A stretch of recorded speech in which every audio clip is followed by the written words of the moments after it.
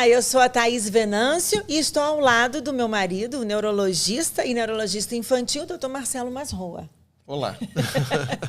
Pois é, aqui você está no Neurowiser Talks. É um espaço onde nós entrevistamos especialistas da nossa plataforma Neurowiser. Se você ainda não conhece, é só você digitar neurowiser.com.br para você poder conhecer tudo o que a gente oferece.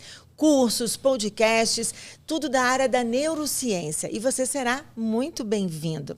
Hoje nós vamos conversar com uma pessoa que é ícone em epilepsia, no Brasil, com certeza, e no mundo. Eu converso com a doutora Elza Márcia Jacobian, que veio aqui ao estado do Espírito Santo para poder gravar um curso conosco, e ela vai falar sobre o seu interesse pela epilepsia, falar sobre a sua formação e também sobre novidades e expectativas na saúde, né, na medicina no mundo. Doutora Elza, muito prazer em recebê-la aqui, em nossa produtora, né, no nosso podcast. É um prazer, Thaís, estar aqui com vocês nessa manhã.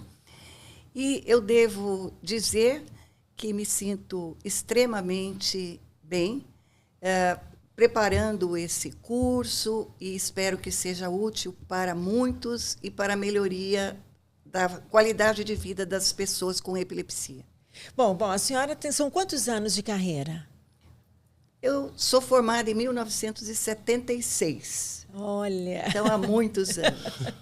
Só antes da gente entrar no assunto, o digital, o online, causou um pouco de estranheza para a senhora ou foi tranquila essa transição? Não, foi tranquilo. Foi tranquilo? A senhora é de São José do Rio Preto? Sim, São José do Rio Preto é uma cidade do norte do estado de São Paulo, uma cidade que tem aproximadamente uns 400 mil, eu acredito hoje, habitantes. E dali eu fui a São Paulo para fazer residência de neurologia infantil. E quando surgiu o interesse pelo assunto epilepsia? Bem, a epilepsia é uma das grandes aflições humanas. Hipócrates dedicou o 20º livro hipocrático à doença sagrada. E ele dizia que a epilepsia nada tinha de sagrado. Ela era um distúrbio natural, como outras doenças, e que a origem estava no cérebro. Então, nós pensarmos que 400 anos antes de Cristo, uma pessoa na ilha de Kos era capaz de compreender que o cérebro causava epilepsia, é uma coisa espantosa. Né? Fantástico, é verdade. E depois, a epilepsia foi, em Roma principalmente, foi sendo interpretada sempre com uma influência sobrenatural. E, em geral, maligna. E na neurologia, se há um campo no qual nós mudamos a vida das pessoas, é tratando adequadamente as crises, tentando diminuir o estigma que existe, então, desde a antiguidade, não só na própria pessoa, na sua família, como na sociedade, e tentando, então, torná-las pessoas com vidas plenas, porque as pessoas com epilepsia podem ter, a maioria hoje, tem vidas plenas. Enquanto no século XIX eles eram internados em asilos, na época de lunáticos, porque a epilepsia é a doença da lua, porque teria influência das mudanças das fases da lua. Obviamente que a interpretação atual dessa questão da lua é que na lua cheia, numa época que não havia eletricidade, as pessoas saíam pelas ruas e faziam privação de sono para trabalhar, para se divertir. E isso fazia com que elas tivessem crises no outro dia. Então, a lua não tem nada de sobrenatural, né? Diziam que epilepsia era a doença de Selene. Selene é a deusa da lua, né? Mas nós, trabalhando com crianças, com adultos, com idosos, porque a epilepsia é muito mais comum em idosos hoje, com o aumento da longevidade, Aham. nós temos uma concentração muito maior de pessoas com crises epiléticas nessa faixa etária, não mais nas crianças. E assim, é uma área que a gente pode mudar a vida das pessoas, da sua família, porque o tratamento é um tratamento de toda a família. E elas podem, sim, ter vidas plenas. Bom, antes de fazer a minha pergunta, eu queria dar um depoimento aqui que eu fico muito feliz de estar com a doutora Elza. A doutora Elza sempre foi uma inspiração, um exemplo. Eu acho que ela não sabe disso, mas eu passei na prova de residência na USP também. Mas eu fiz na Unifesp. Um dos motivos pelos quais eu escolhi a Unifesp é porque eu sabia que ela tinha saído da USP e ido para a Unifesp no mesmo ano. E assim, a doutora Elza Márcia formou centenas de pessoas, e essas centenas de pessoas que ela formou formaram outras pessoas, então ela é responsável por criar uma escola de epilepsia no Brasil. Então tem milhares de pessoas que ela influenciou, de profissionais, e esses milhares atendem milhares e chega a milhões de pessoas. Então assim, é uma carreira, uma vida dedicada à ciência, à epilepsia. É uma pessoa que eu tenho profunda admiração. Mas, doutora Elza, imagina, é de coração. Esse ano, doutora Elza, em julho, nós comemoramos 100 anos da criação do eletroencefalograma, do primeiro registro eletroencefalográfico humano, né? E é um exame que foi muito banalizado, judiado por maus profissionais ao longo de décadas, mas é um exame que tem uma importância incomensurável para a epilepsia. Queria que a senhora falasse um pouco da importância do EEG e do panorama, o que a senhora viu de transformação dele e o que nos aguarda, talvez, de evolução desse método ainda. Bem, essa é uma pergunta muito importante, porque o eletroencefalograma humano comemorou, então, seu centenário. E ele é uma técnica que não se alterou imensamente ao longo dos anos, no sentido de se tornar algo mais sofisticado, ou algo mais técnico, nada disso. Ele é o mesmo, desde há 100 anos. O que mudou foi a facilidade que nós temos hoje com os métodos computacionais de registro, que, obviamente, antes tínhamos aqueles aparelhos analógicos com penas grandes, pesados, havia dificuldade para o transporte dos mesmos. E hoje um computador vai ao ambulatório, vai à casa da criança, por exemplo, no eletroambulatorial, pode ir no serviço de um consultório, pode ir a uma UTI, sim, e isso tudo permitindo o registro da atividade elétrica cerebral, que é tão importante como a atividade cardíaca, não é? Como o eletrocardiograma. E é por isso que nós, então, pensamos, inclusive, em divulgar esse curso, porque nem todos têm essa oportunidade nas residências de neurologia, de neurocirurgia. O eletro vai no centro cirúrgico também para as cirurgias de epilepsia.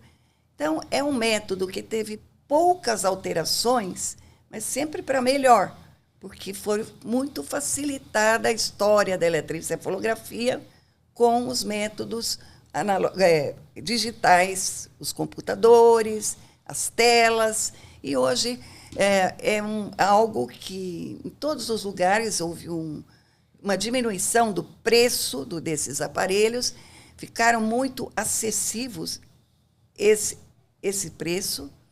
acessíveis esses preços, e assim nós podemos, é muito importante que a gente divulgue, que o médico compreenda exatamente a sua interpretação. Não há como avaliar a epilepsia sem EEG, né, doutora? Não há como.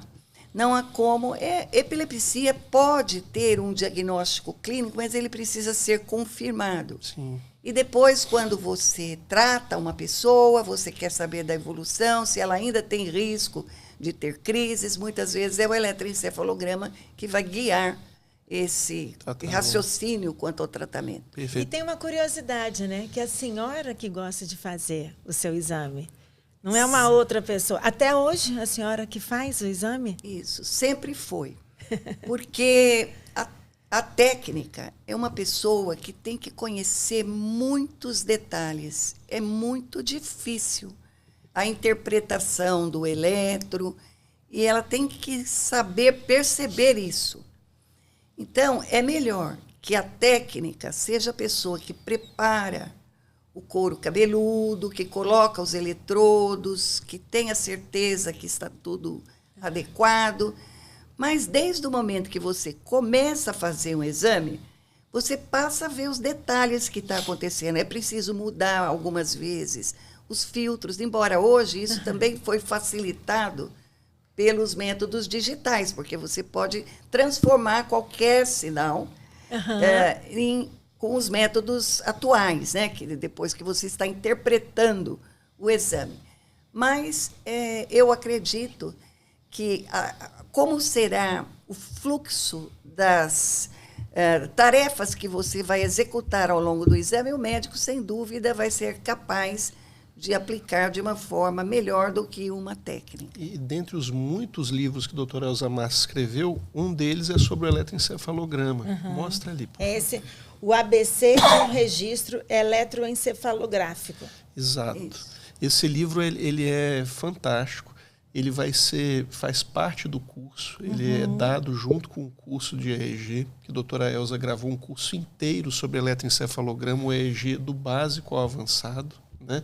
E abre ele um pouquinho, amor.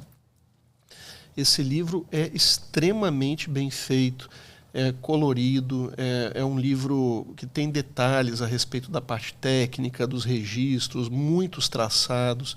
Então, realmente é um livro fabuloso que a doutora Elza escreveu em parceria com a doutora Loreto, que também é uma referência em eletroencefalografia, professora no Chile, em Santiago, né?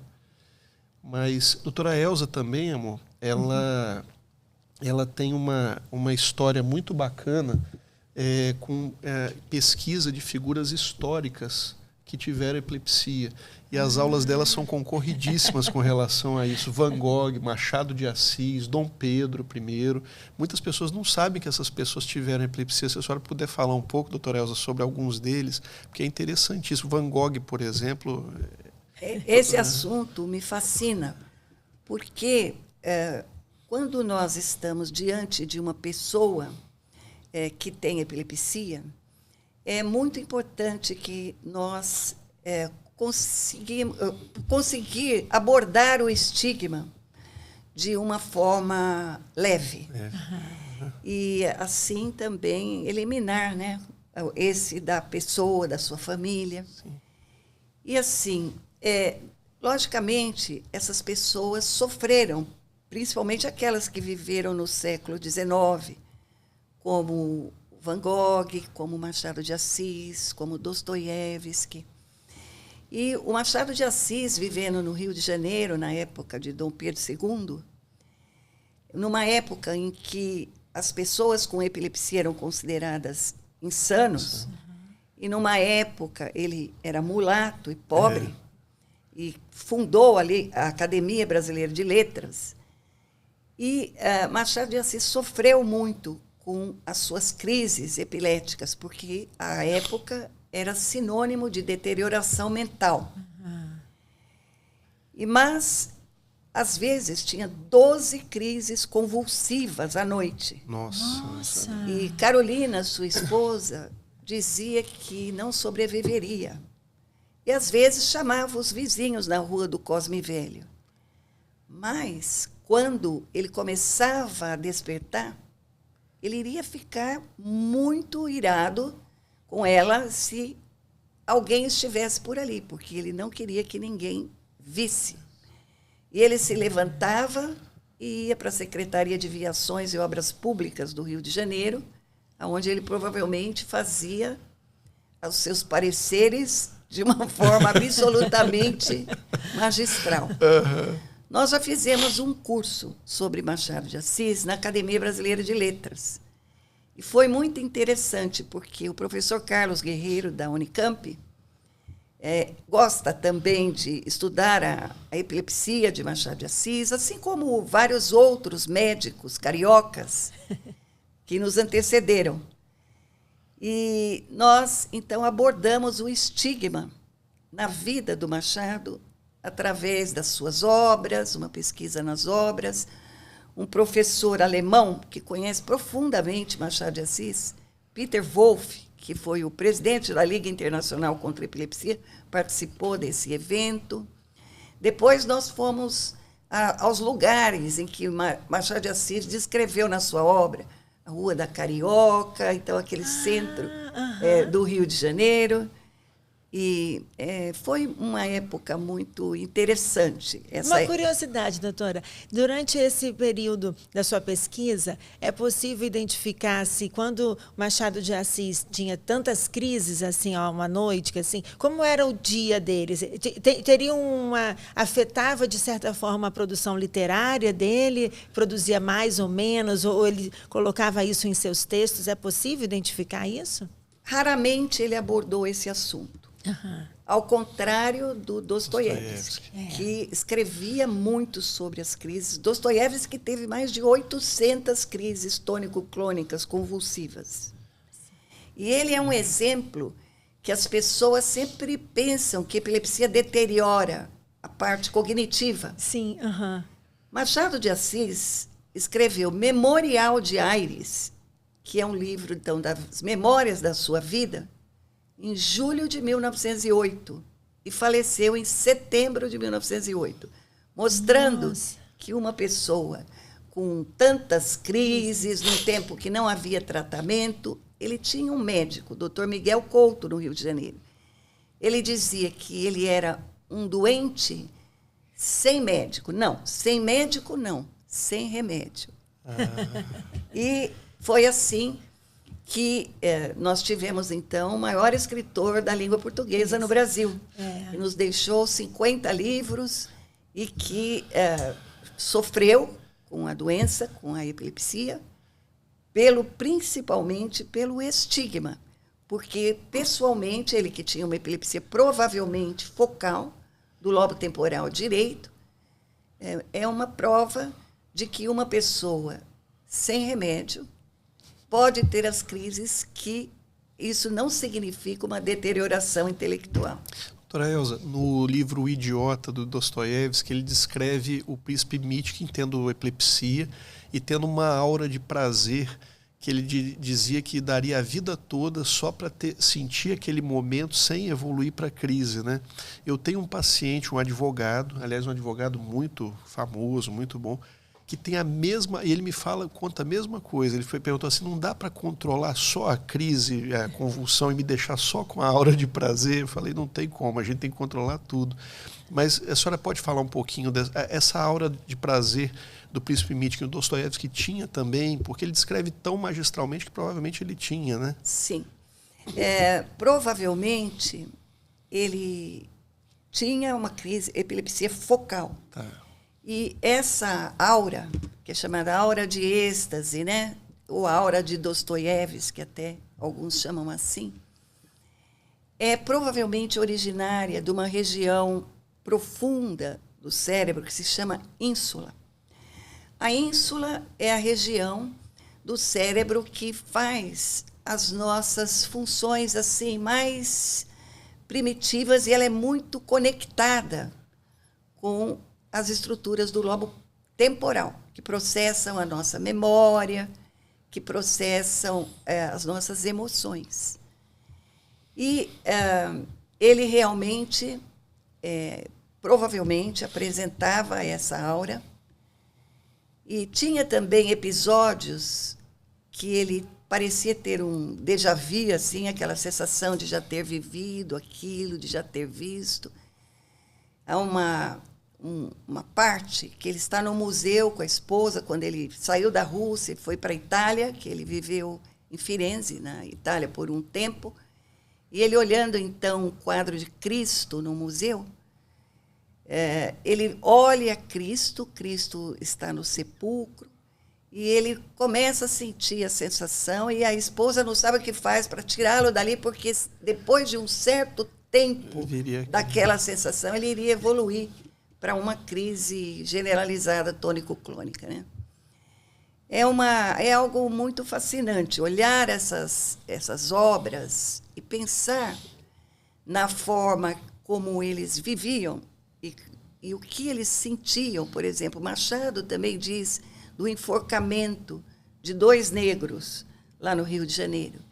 E quando ele estava olhando, o personagem estava olhando o enforcamento, ele passou a sentir a aura e a preocupação que isso tinha, principalmente de evoluir para uma crise convulsiva, né?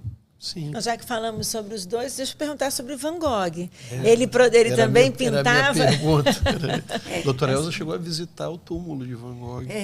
O Van Gogh, ele bebia muito absinto, né? Absinto é uma bebida, né, que era chamada de inferno verde, porque era moda na Paris daquele tempo o uso do absinto. E ele tem uma concentração de álcool enorme, da ordem de 70% a 80%. Olha que loucura. E Van Gogh era intelectualmente brilhante, ele deixou isso nas cartas ao seu irmão, né? Descrevendo as suas obras, a sua vida. Ele era uma pessoa também muito culta, um leitor voraz. E ele, quando foi para Arles, no sul da França, Theo, que era o seu irmão, que era um comerciante de obras, né, gostaria que se formasse ali uma comunidade de pintores. Na verdade, ele queria salvar o irmão, porque ele via que o fim estava próximo, porque ele vai morrer com 37 anos. E ele vai para Arles, então, em busca da luz, né, no sul da França. Mas ali, o primeiro convidado para essa comunidade de artistas foi Gauguin. E Gauguin tinha medo de dormir com Vincent na Casa Amarela. A Casa Amarela não existe mais, ela foi destruída na Segunda Guerra. Mas, num dia, eles vão a um bordel e eles, provavelmente disputando uma prostituta chamada Raquel, volta para a Casa Amarela e decepa a orelha. E ele é, então, internado no Hospital de Arles. Eu tive a oportunidade de estar nesses lugares. Em uma ocasião, eu fui em Nice, numa reunião sobre um fármaco antiepilético, e é próximo. Então, é muito interessante fazer esse trajeto de Arles, visitar o Hospital de Arles, porque parece que você está na época de Van Gogh. Por exemplo, os jardins do hospital internos são exatamente os que estão num quadro de Van Gogh. E dali ele ficou algum tempo nesse hospital, e aí ele foi depois internado em Saint-Rémy-de-Provence, é perto também de Arles. Ali ele ficou 1 ano. E as crises eram crises de terror, as crises eram crises muito impactantes na vida dele. E o Theo, vendo aquela situação, também nesse lugar existe o quarto do Van Gogh, você vê pelas janelas aqueles ciprestes que ele pintou, né? E dali ele vai, então, de Saint-Rémy-de-Provence, ele vai mudar para Auvers-sur-Oise, que são os últimos dias dele. Lá também, Auvers-sur-Oise, eu fui numa reunião da Liga Internacional, em Paris, numa ocasião, e eu fui com o meu colega, o professor Esper Cavalheiro. Nós fomos a Auvers, visitamos a casa onde ele chegou depois de se atirar no campo. E lá é o local que, próximo à igreja, a igreja que ele pintou, ele tem o túmulo dele ao lado de Theo, porque Theo morreu 1 ano depois de Vincent. Era o irmão mais novo. E Theo provavelmente teve paralisia geral progressiva de sífilis. Olha só.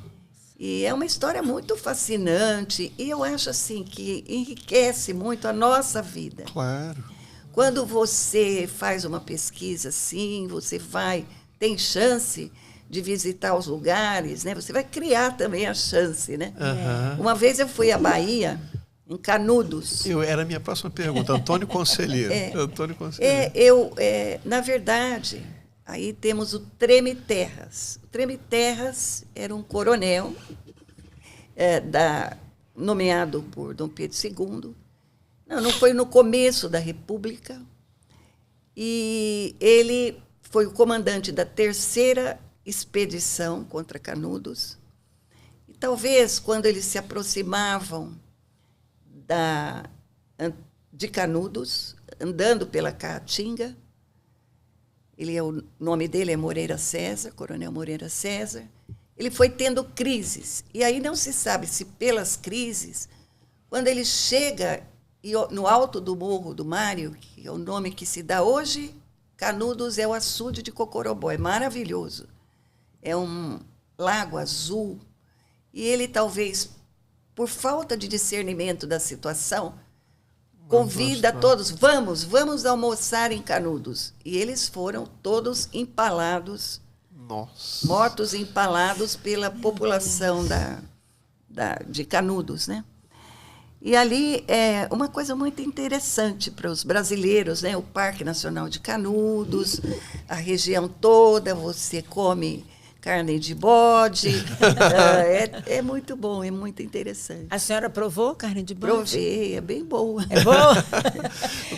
Doutora Elza, como é que a senhora enxerga o futuro dos tratamentos da epilepsia? Por exemplo, hoje em dia, os tratamentos cirúrgicos, a gente sabe da grande efetividade quando é possível fazer ressecção de lesões, mas, por exemplo, estimulação do nervo vago, o que a senhora tem a dizer sobre isso? É uma luta muito difícil, porque se há um órgão que nós não conhecemos adequadamente, é o cérebro. E há pessoas que vivem vidas bastante aflitivas. Sim.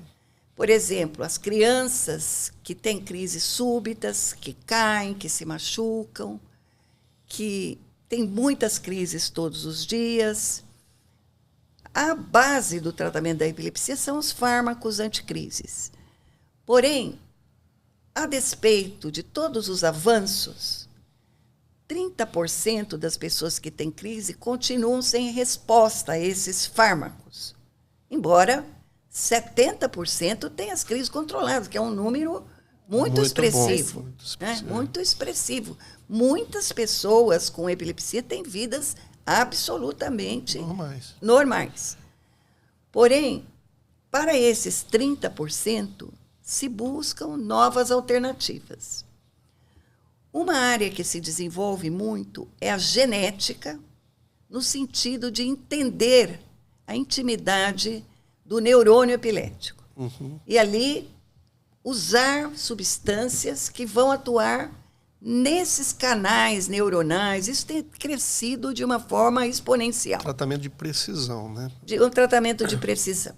A linha do tratamento de precisão vai ser cada vez maior, exatamente para essas epilepsias muito difíceis, as chamadas encefalopatias epiléticas e do desenvolvimento.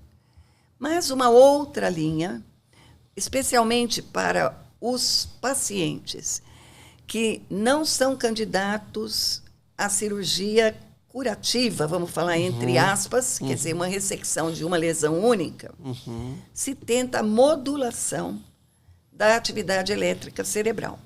Esses métodos são paliativos, porque ainda estão no início do seu desenvolvimento.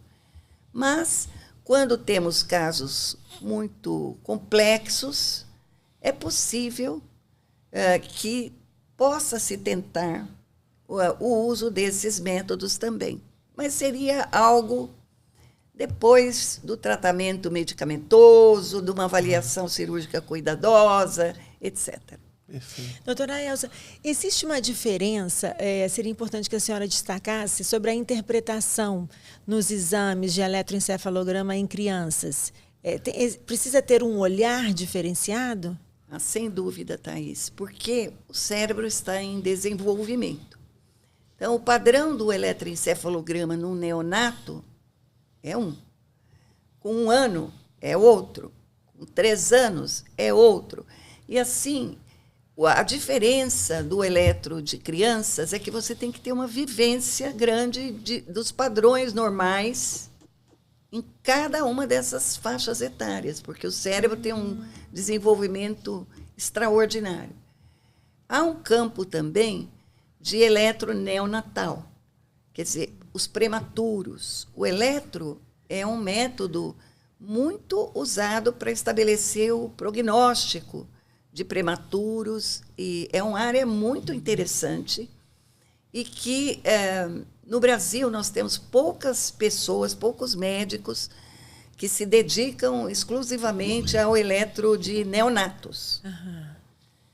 Mas é algo que é muito importante também. Doutora Elza, isso tem diminuído na minha visão, mas durante muitos anos a gente ficou vendo colegas dando diagnósticos de disritmia cerebral para qualquer coisa, né? A pessoa tinha uma queixa de dor de cabeça, fazia um eletroencefalograma, vinha com diagnóstico de disritmia e muitas vezes tomando Tegretol, por exemplo. O que a senhora poderia nos falar a respeito desse diagnóstico que foi dado durante décadas no Brasil e que eu acho que, minha visão, felizmente hoje isso tem diminuído essa... Eu acredito que nas últimas 2 décadas, talvez, nós não tenhamos mais constatado essa palavra, porque realmente houve uma época em que se chamava disritmia, quer dizer, um ritmo mau. Não é um ritmo mau, é uma alteração epileptiforme. Sim.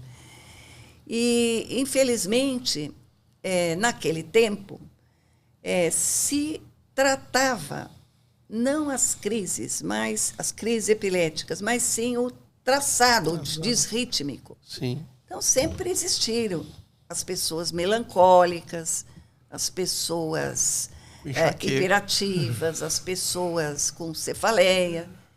Então, atribuir a alguma coisa mais palpável, vamos assim dizer, como, por exemplo, uma disritmia, é mais fácil do que você dizer que é um problema que você não sabe exatamente a causa. Sim. Então, era algo muito usado, mas a hiperinterpretação do eletro, com qualquer elemento que se destaca do fundo, como um epilético, né, é algo muito terrível para a pessoa, porque você imagina, ele vai declarar no Detran que ele tem disritmia, epilepsia. Vai ser complicado. Ele vai para o empregador dizer que tem epilepsia. Sim. E o empregador não vai, muitas vezes, considerá-lo para o cargo. Sim. Ou vai prevalecer aquele estigma que a sociedade tem até hoje da pessoa com epilepsia. E, assim, o uso desses fármacos para crises epiléticas. A Liga Internacional resolveu mudar o nome deles. Era droga antiepilética. Tiraram a palavra droga. Droga é um nome que deve ser usado para substâncias ilícitas. Antiepilética significa que seria antiepilepsia, a gênese da epilepsia. E simplesmente esses fármacos abolem ou melhoram as crises. Então, hoje, o nome é fármacos, não mais drogas, anticrises. Né? Anticrises porque, logicamente, eles são extremamente úteis, já que 70% das pessoas terão as crises controladas. Perfeito. Bom, eu como leiga, mas assim, todo neurologista sabe ver um laudo? Sabe interpretar um laudo? Eu vou até complementar a sua pergunta. Qual é, na sua opinião, a importância de um neurologista geral, um neuropediatra, ter uma compreensão a respeito do exame? Porque se ele não tiver, ele vai ter que confiar cegamente no laudo. Né? Ele deveria saber avaliar a qualidade das amostras que foram enviadas, para ver será que aquele exame realmente foi bem feito. Qual a importância dele ter essa compreensão? Bem, o eletroencefalograma, até pelos motivos que estamos aqui comentando, ele muda com a idade, ele muda com a condição. É quando a pessoa está acordada, é outro quando está dormindo. Então, é difícil de interpretar. Requer, muitas vezes, anos de treinamento. Mas é essencial. A residência de neurologia é um tempo de muito estudo de muitas doenças. Infelizmente, esse treinamento tem que ser extenso. Então, ocuparia talvez um tempo muito grande nos serviços que se dedicam a formar um neurologista, ou um neurologista infantil, ou um neurocirurgião. Uhum. E esse treinamento, muitas vezes, é feito depois do término da residência. Então, um médico que ficou 6 anos no curso médico, depois 3 anos, 4 anos de residência, aí depois mais 2 anos para estudar epilepsia, eletro, vídeo EEG, é um mundo. Mas é muito importante. O objetivo desse curso que nós fizemos agora é uma coisa básica, um curso básico para interpretação de uma atividade de base, de um eletro normal, como é um grafoelemento epileptiforme, de tal forma que o neurologista, mesmo sem treinamento, ele sabe que existem espículas, ondas agudas, e ele vai observar se naquele traçado, naquelas amostras que o colega escolheu, porque se ele escreve no laudo, ele tem que colocar nas amostras os grafoelementos que foram considerados patológicos. Sim. Então, ele vai olhar e vai saber interpretar se aquilo é verdadeiro ou se aquilo, de repente, pode não representar uma normalidade, não é? Ah, interessante. Essa é a importância. Ana. Muito, né? E aí? Eu acho que, assim, eu fiquei pensando aqui, a senhora falando, e eu sei da sua dedicação ao assunto. Existe algum outro assunto que tem o mesmo peso na sua vida de estudo, além da epilepsia? Thaís, acho que não. Porque com esse foco, não é? A cada momento surge um desafio novo. Por exemplo, agora surgiu esse desafio de preparar 18 tópicos de eletroencefalografia. Isso exige bastante tempo, né? E o tempo é curto, né? Para alguém que é professor, que tem que ir para a faculdade, que tem que participar das reuniões, etc. Então, é muito impressionante, mas a cada momento existe um desafio novo dentro da área. Então, a gente fica totalmente envolvido com essas questões. E atualmente, doutora Elza, a senhora se divide, como é que está o seu tempo? É a Universidade Federal de São Paulo, o que mais que a senhora tem feito? Eu me dedico à Liga Internacional. Eu fui a chair da Comissão de Educação. Nós fazemos cursos ainda em toda a América Latina, porque o Brasil precisa se voltar para os países do oeste, do nosso continente. E há necessidade de desenvolvimento. Então, eu tenho vários alunos já da América Latina e também colegas com quem nós preparamos cursos. Por exemplo, a doutora Silvia Cochen, da Argentina. Nós escrevemos uma edição nova das crises epiléticas, agora somado com as síndromes, e nós vamos divulgar num curso. E é assim que todo o tempo é usado na mesma área de interesse aí, que é a questão da epilepsia, não é? É verdade. E é um prazer recebê-la aqui. Foi um prazer gravar o curso com a senhora, que está à sua vontade, sempre à sua disposição, que a senhora quiser ensinar para a gente um pouco mais, por favor, volte aqui no nosso estado e ensinando. Eu tenho certeza que muitos neurologistas vão ganhar hoje assim, um aprendizado incrível, porque as aulas da doutora Elza estão assim, maravilhosas, foram feitas com muita dedicação, assim como ela sempre apresenta, né?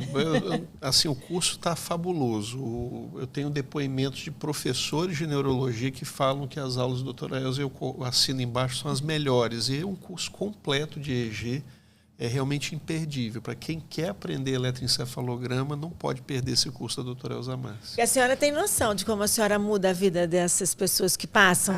Isso sim, Thaís. Porque o diagnóstico correto, por exemplo, a indicação de um procedimento cirúrgico, vamos supor, para uma criança que tem 30 crises por dia.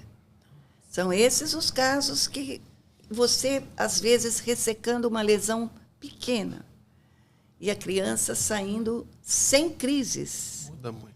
Que vai retirar o fármaco anticrises.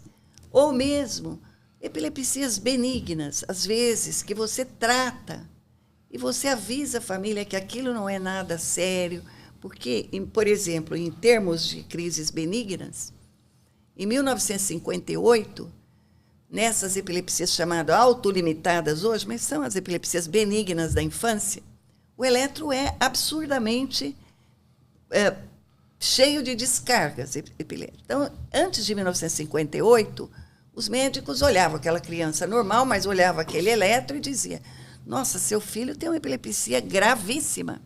E isso impactava muito a vida no futuro daquela criança, porque a partir do momento que você fala, isso é uma disritmia gravíssima nessa pessoa, ela não vai ser tratada como uma pessoa normal que ela é, nem na escola, nem em nenhum lugar que ela vá. Ela não vai nadar, ela não vai ter uma profissão, enfim. E isso foi constatado. Por exemplo, quando você sabe que aquele padrão eletroencefalográfico é típico daquela forma de epilepsia, com certeza você vai estar pavimentando um futuro normal da vida para aquela criança. Então, isso muda a vida das pessoas e das famílias. Sim. Eu imagino. E eu só tenho a agradecer. Eu também. Muito obrigada. Eu agradeço a vocês. Eu tive um tempo maravilhoso aqui no Espírito Santo.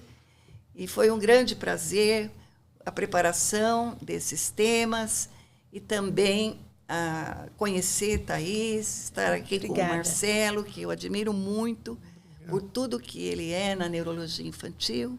Eu agradeço muito a vocês. Nós que agradecemos, doutora Elza. Muitíssimo obrigado. Obrigada. Muito obrigada. E você acompanha conosco aqui na nossa plataforma da NeuroWise. Até o próximo episódio.